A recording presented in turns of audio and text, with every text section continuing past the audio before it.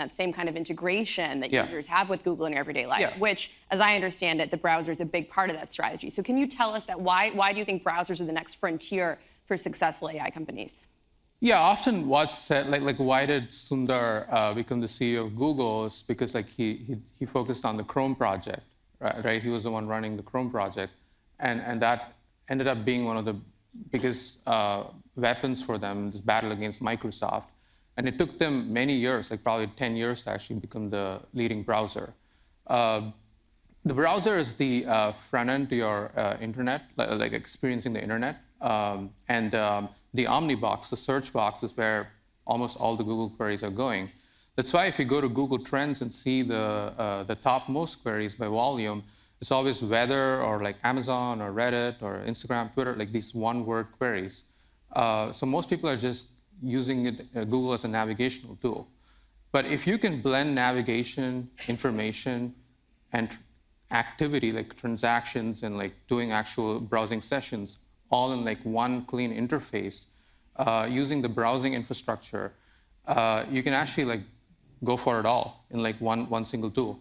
So that's and if you really want to transition AI from answers to actions to doing stuff for you, answers are essentially like 4 or 5 searches in one. Actions are like an entire browsing session in like one prompt. You really need to actually have a browser and hybridize the compute on the client and the server side in the seamless way possible. And that calls for rethinking the whole browser. We're not actually like thinking about Comet as yet another browser. It'll be a cognitive operating system. It'll be there for you every time, anytime for work or life, as an assistant on the side or like just going and doing browsing sessions for you. And I think that'll fundamentally make us rethink like how we even think about the internet. Like earlier we would browse the internet, but now people are increasingly living on the internet. Like a lot of our life actually exists there. And if you want to build a proactive, personalized AI, it needs to live together with you. And that's why we need to rethink the browser entirely. I want to talk a little bit about growth. You all have tripled your valuation, I believe, twice in the past couple of years. Let's talk about where you're at in terms of how many people are using Perplexity. Can you give us the latest on how many people are actually searching on Perplexity, using it every day? Yeah, I believe in May we did about like 780 million queries. Sorry, what? Per month, is that? Yeah, per month. Mm-hmm. And I think that's growing like at more than 20% month over month. So give it a year, we'll be doing we'll be doing like billion queries a week if we can sustain this growth rate. And that's pretty impressive because we were like first day in like 2022 we did 3,000 queries just one single day. So from there to like doing 30 million a day now, it's been phenomenal growth. And we still think that same trajectory is possible even now, especially with all the kind of distribution partnerships we're like trying to seek, and like all the browser that we're working on. And like if people are in the browser, it's infinite retention. So everything on the search box, everything on the new tab page, everything you're doing on the sidecar, any web page you're in, these are all going to be extra queries per active user, as well as seeking new users who just are tired of like legacy browsers like Chrome. I think that's going to be the way to grow this over the coming year. Yes, and I want to talk about those partnerships in a second. But before we do, just on the fundraising route, as I mentioned, you tripled your valuation last year, tripled it again a few months later. We've reported that you're now in talks to raise another $500 million at a $14 billion valuation. Taking a step back, is it challenging to raise these mega rounds that get bigger and bigger? It is expensive to run an AI company going against the big guys. What is it like fundraising in this market as a startup? Fundraising is super interesting to you, but it's actually I would prefer not to like do it at all. I think it's look. I think we're attracting the funding because the product is really good. I think our vision for the future is always like unique and like original, and we're not like chasing others. We're actually like setting the roadmap for other people, including like taking our font and like UI and everything. Sure. But literally, like you said search, but it's not just that. Even the agentic, the tool calls, how iterative we call the tools, our research agents, like the recent feature we put out as labs, these are all setting the next steps for how people will use these tools. And I think the browser will be very unique in its own way too. So investors are excited about the possibility of completely changing the front end in which we experience the whole web. And the web is so valuable. And the other thing that's most important to consider about Perplexity is we're the only company razor focused on all the accuracy aspects of AI. We really want us to be the accuracy layer for AI. And that's going to influence both human and AI decision making. And every day, trillions of dollars worth of decisions are made across retail, finance markets, exchanges, everything. And if we can influence a big chunk of that, then that'll automatically means we can be worth trillions of dollars in market cap one day. You mentioned the major partnership distribution deals that you're doing with hardware makers. Perplexity is going to be pre-installed on Motorola phones. We've also reported that you are nearing a deal to get Perplexity pre-installed on Samsung phones, potentially replacing Google's Gemini assistant. Can you tell us a little bit more about these hardware partnerships and why they're important to your strategy? Yeah, so towards the end of last year, we started thinking about how can we go beyond just an app on the phone to being a native assistant. The Google Assistant is a terrible experience. And so, but I think even they know it. That's why they're deprecating it themselves and trying to replace it with Gemini. So there's literally no assistant that you can have invoked with the action button or some gesture at the bottom of your screen, and just quickly talk to it in voice and ask questions and ask it to do stuff for you, like simply playing media or setting alarms, reminders, sending your emails, setting smarter reminders. These things never even worked. And so we started to think about Perplexity more as an AI that's just helpful and right there for you all the time. I use the word cognitive operating system. You can fundamentally rethink the OS on all your devices if you think AI first. And so we started building the Android assistant. We put it out in January this year. It was super exciting. And a lot of OEMs saw that, and they were like, damn, this is the coolest thing we've seen. And we just can completely make Android really much better.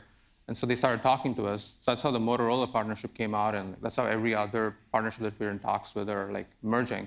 Can you confirm that Samsung is also going to be a partner? Well, we're talking to a lot of people, so that's all I can say.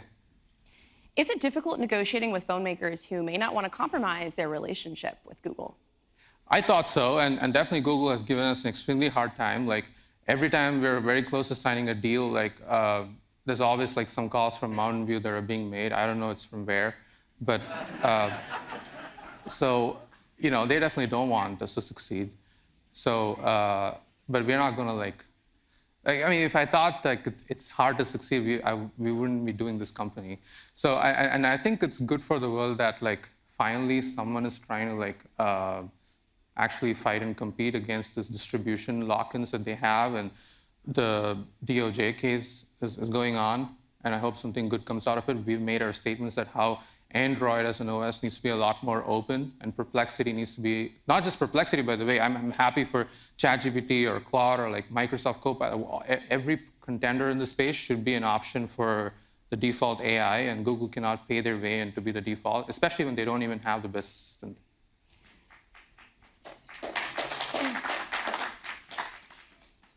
And that's one thing that's interesting about Perplexity is you offer many different AI models on your platform. I want to also talk about you mentioned how important it is to be accurate, and right now it is a tough market economically to produce accurate information. I know that firsthand as a journalist, right? You've had some issues with media companies in the past who have accused Perplexity of cribbing content. You've since struck revenue share deals with other major outlets like the LA Times. What do you think? By the way, we're very interested in doing it with Bloomberg too. So that's not my department. But what do you think is a sustainable business model here for accurate, truthful information to be produced at the same time that AI chatbots are bringing more of this information into their tools and not to publisher sites? Yeah, so fundamentally, sources and citations has been the forefront of our product. I think we've used LLMs as engines that are doing the reasoning and synthesis and summarization, but the actual authentic sources of content are always mentioned as citations in our UI. And I'm happy others are adopting that too. And we hope to drive traffic through those citations. We're never, like, by the way, I'm never gonna like lie and say stuff like, oh, that we're still sending a lot of traffic and all this stuff that the bigger companies are trying to say. All that's like definitely wrong. We've been very transparent that yes, there will be less traffic referrals from these UIs, and we're being open about it. On the other hand, what we're saying is like, okay, like imagine we make some revenue per query through some experimental work that we're doing on advertising, or even like say we upsell somebody, or like someone converts to becoming a pro user through a query that cited like a very valuable piece of content. We could potentially like just share the revenue with them. That was the model we came up with. Again, this is grounded in Jeff Bezos' thought of like your margins, my opportunity. Who has the least incentive to share any revenue with the publishers? It's Google. Like they drive traffic to others, but they take all the ad revenue, right? We don't have to have the margins they have, so we are happy sharing revenue with the publishers. So that was the origins of our publisher program. And we're happy that it's slowly expanding. It's not growing at a crazy pace because everybody wants to like, everybody's skeptical like how much revenue can be generated in these AI platforms at a query level. No one's really managed that. People are still doing the subscription-based monetization. But in future, you could imagine research agents, like these deep research agents can plug into like different data providers, and then the user can even like pay for accessing some things, just like they pay for these paywalls.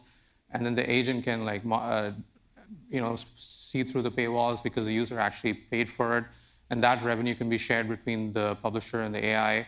There's a lot of ways to do this, but the number one thing to understand here is like the intention to share revenue and the intention to be open about like, okay, there's definitely not going to be the old school style of like just traffic referrals from these new UIs.